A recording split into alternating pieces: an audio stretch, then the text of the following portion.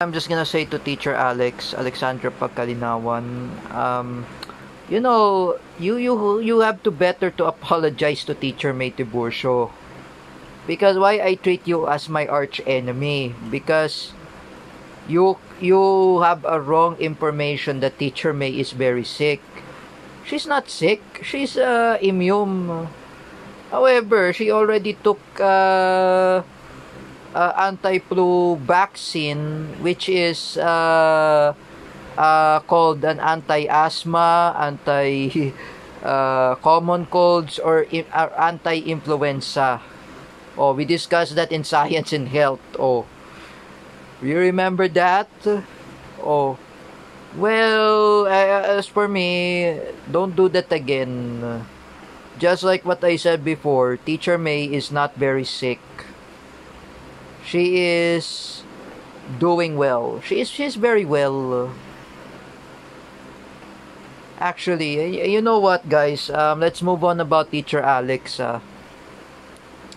There is my new arch enemy, this Jordan Bunagan. You know what, Jordan Bunagan, huh? Why are you forcing Shania Kiana to threaten to kill me, Jordan Bunagan? Remember, I never have bad things with Shania Kiana, Jordan Bunagan. And what the hell is wrong with you, Jordan Bunagan? I bash you in my Instagram. I accuse you in Instagram. Why are you threatening me? Oh, because of your stupid art. Oh. You know that, Jordan Bunagan? You know Jordan Bunagan? Why can't you just shut up anyway? And you should never side with Manuel Luis Antonio. Oh. Manuel Luis Antonio, I never want to talk to him in Messenger eh. I never want to contact Manuel Luis Antonio. Oh. That Manuel Luis Antonio, by the way, I just said it from Patrick Quezon that he was pretending a president of the Philippines. He's just making a role play, which was not true. It's just a fiction. It's just a fiction. It's just a role play.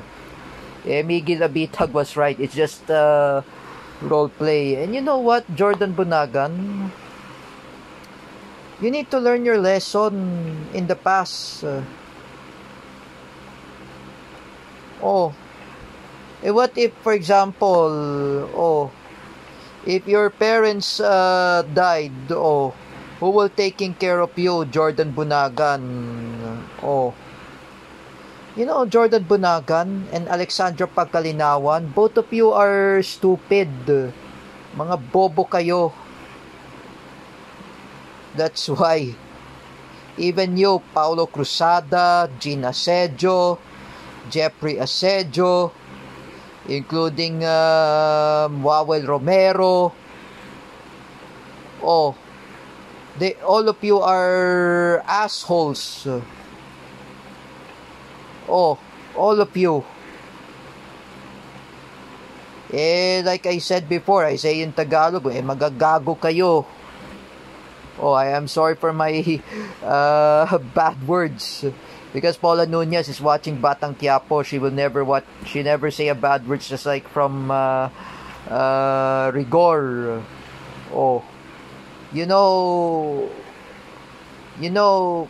I say to you, to all of you, Jordan Bunagan, Paulo Cruzada, Teacher Alexandria Pagkalinawan, Wawel Romero, Jean Asedio, Jeffrey Asedio, including Vincent Kim Martinez and Ram Lial.